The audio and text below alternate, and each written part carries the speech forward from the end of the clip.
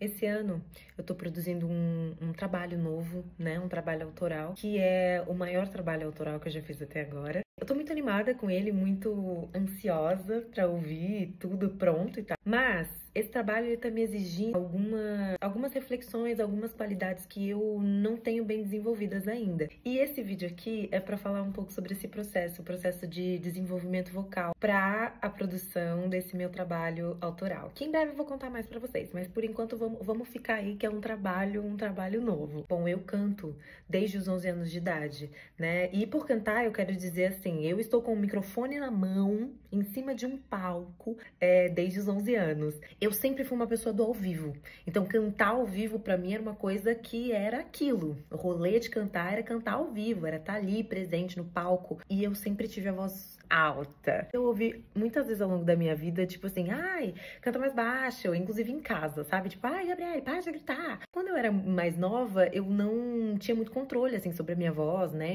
Eu cantava de maneira intuitiva, cantava de maneira natural, assim, não era uma coisa que eu entendia, né? E aí eu comecei a estudar canto com 17 anos, eu comecei a estudar canto formalmente, assim, com professor e tal, com 17 anos. Então, dos 11 aos 17 eu cantava daquele jeito, sempre com essa coisa de tipo assim, ai, cantava muito alto, tem que diminuir um pouco o volume, tem que ter um pouco mais de controle. Com o tempo, eu fui ajustando, mas essa tendência de cantar forte sempre foi uma coisa assim presente na minha vida, sabe? Lá, por volta de 2018, eu começo a fazer publicidade, gravar trilha de filme, e aí essa rotina de estúdio, de gravação de estúdio, ela começa a se fazer mais presente na minha vida, porque até então eu não tinha muita vivência de estúdio. Eu já tinha gravado uma coisinha ou outra, mas eu não tinha vivência, assim, sabe? De estar fazendo o trabalho. E no estúdio tem algumas coisas que são diferentes com relação à voz e à projeção, a maneira como você articula, a maneira como você projeta. É um pouco diferente da maneira de você cantar ao vivo, com o microfone na mão e tal. Em 2019, eu tava quase terminando a minha graduação em música na USP. E essa foi a primeira vez na minha vida em que eu me permiti lançar alguma coisa que eu mesma escrevi.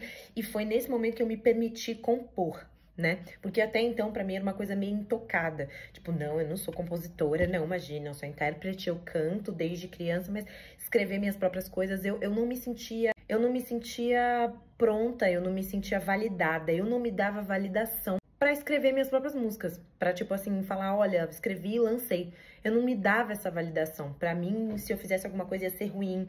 Pra mim, tudo que eu fiz até então, eu sentia um pouco de vergonha, eu sentia um pouco de medo, porque aquilo era tão íntimo e tinha muito mais sentimento do que técnica, necessariamente. Mas aquilo dali era meu. E esse movimento de me colocar e de colocar a minha voz pra fora e de me permitir falar com a minha própria voz começou aí. Mesmo assim, com toda essa reflexão a respeito disso, eu ainda sentia que no estúdio a minha voz era diferente de quando eu tava cantando ao vivo. Eu ainda sinto isso, na verdade. Coisa que eu tô pensando muito, né, na composição desse novo trabalho. Eu acho que algumas coisas funcionam muito bem nesse lugar de cantar um pouco mais suave, né? Mudei, por exemplo, é uma música que eu gosto muito e eu acho que ela funciona nesse lugar. Mas eu sentia falta de uma pitada de mim. Assim, eu sentia falta de uma coisa... Eu não sei explicar direito, mas eu sentia falta de alguma coisa que me representava muito, que era essa coisa de cantar gritado.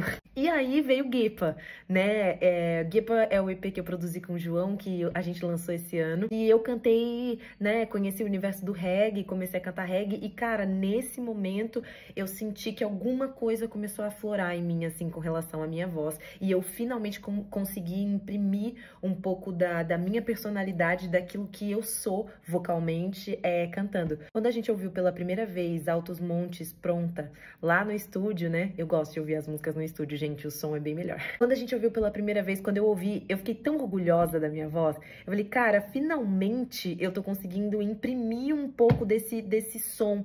A minha voz é uma voz que vem de muitas referências, de múltiplas referências, né? Eu cantei gospel durante muito tempo da minha vida. Eu fui estudar canto popular, eu aprendi muita coisa de canto lírico, tive muito contato com o repertório de coral, porque eu cantei durante toda a minha graduação, antes da minha graduação, em coral. Então, assim, eu já tive contato com muitos repertórios. E esses repertórios, eles deixam marcas na minha voz, né? Eu sou muito fã de pop. Eu gosto muito da Whitney Houston, eu gosto muito da Lady Gaga. Eu gosto muito dessas sonoridades. Eu gosto muito da Adele, das cantoras britânicas, né? Amy Winehouse, a Ray agora. Eu tenho várias referências vocais que eu sou muito apaixonada. E essas referências vocais, elas imprimem alguma coisa na minha voz. E eu queria poder trazer essa impressão pra minha música. E isso é muito louco, porque as melodias, as letras que eu mesma componho, eu não consigo me apropriar. Eu não consigo olhar pra elas como algo assim de tipo, eu vou estudar. Eu consigo